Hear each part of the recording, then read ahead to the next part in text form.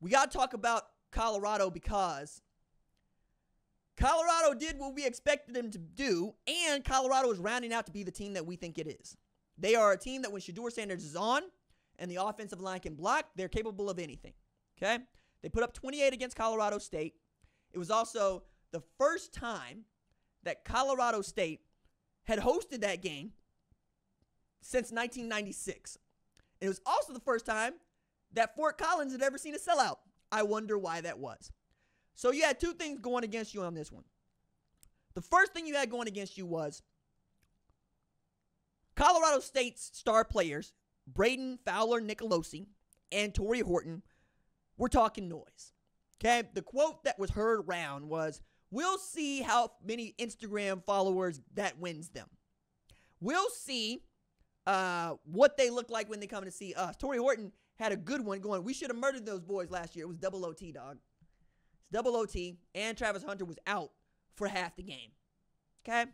But here came Travis Hunter, who was already staring down the Rams faithful going, "Nah, I'm about to give it to y'all. Y'all done messed up. Y'all done made me mad." Okay? That man had 13 catches for 100 yards, 2 TDs, and a pick. But going into halftime, Braden Fowler Nicolosi did it to himself.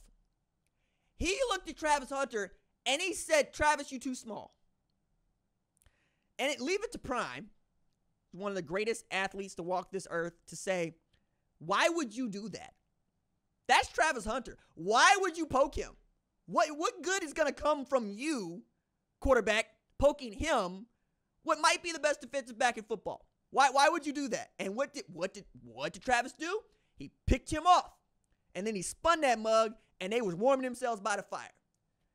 To add insult to what was an obvious injury, in which Colorado won this game 28-9, and in which Shedeur Sanders threw for 300 yards, and for which Colorado, quiet as it is kept, ran for over 100 yards as a team, and kept Colorado State out of the end zone until late. You have Jay Norvell with this quote: "We weren't good enough." I mean, there's a couple of ways to do that. Prepare for the moment. Either get players better or replace players. It's that simple.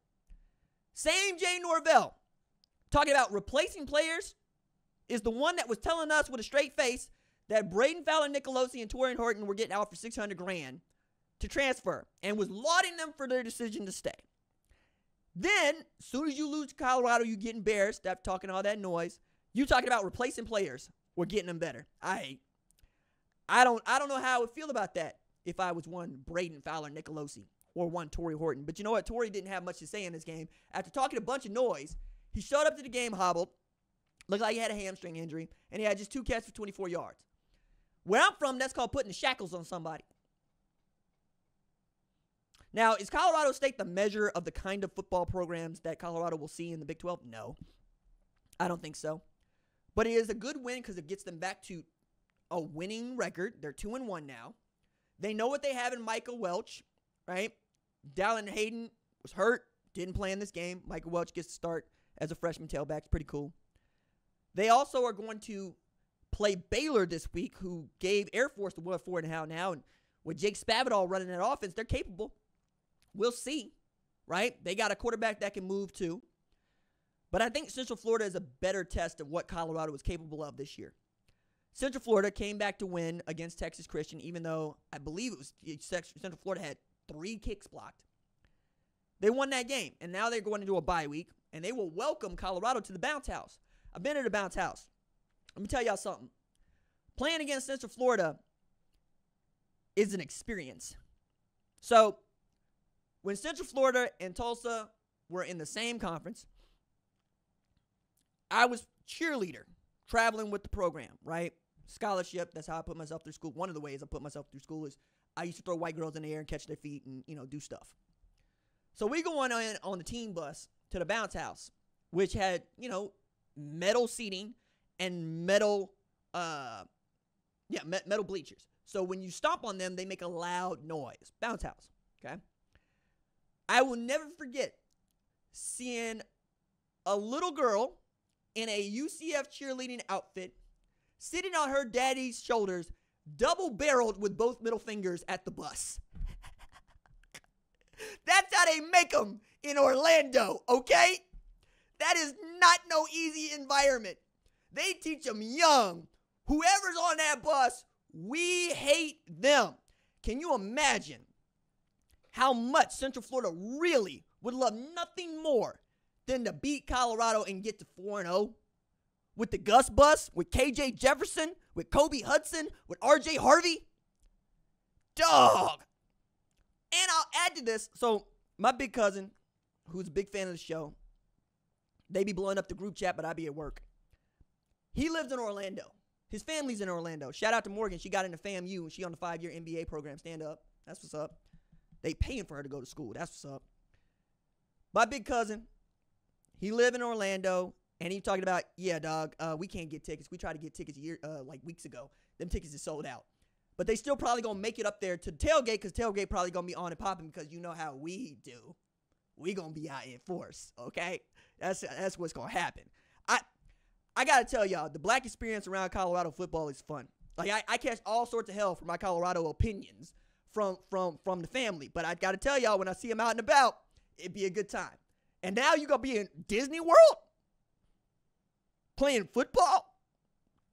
Yeah, that's going to be a lot of fun. And if Colorado can beat Central Florida, then we can start talking about Colorado. If they beat Baylor, they beat Central Florida, we can start talking about them contending, because they got Kansas State. They got Oklahoma State. They got Kansas. They got Utah. They're going to get tested. And we're going to see what the depth looks like, because if Travis Hunter goes down with an injury, I just don't feel good about whatever else they're going to do. Now, that said, again, the defense is better than it was last year, but is it good enough to win a conference championship? I don't see that. I'll need to see more evidence. I'll need to see more ocular evidence that Colorado is great before I start trying to tell them over and over again that, you know, they're good enough to do this. We'll see. We'll see. Man, that game's going to be so much fun. Remember, Kobe Hudson had 6 catches for 145, and I think it was 2 TDs against Texas Christian just last night. And KJ Jefferson, that's a whole man. Like, KJ Jefferson put Terrion Arnold into the blender. Like, Terrion Arnold got hit so hard by KJ Jefferson that Nick Saban said it looked like him flicking a gnat off a fly's ass. Like, it was off a cow's ass, excuse me. I was dying because Terrion got blown up by the quarterback. Man, I hope y'all bring y'all hitters. They're not going to have Shiloh for that game. I know the knock on Shiloh is that he be picking up these unnecessary penalties, but that also means that boy like to hit people. You need somebody that likes to hit somebody, because KJ going to be there trying to throw his shoulder at anybody that got a Colorado jersey. That's just how that dude get down. And now we've given Gus Malzahn another fearless specimen at quarterback. Because remember the last time that Gus Malzahn had a fearless specimen at quarterback, his name was Cam Newton. And he single-handedly put the University of Auburn on his back and carried them to the national championship. I love Gus Malzahn when he got a quarterback that ain't afraid of nobody. You know what I'm saying? Just want to get into everybody's behind everywhere he goes. Okay?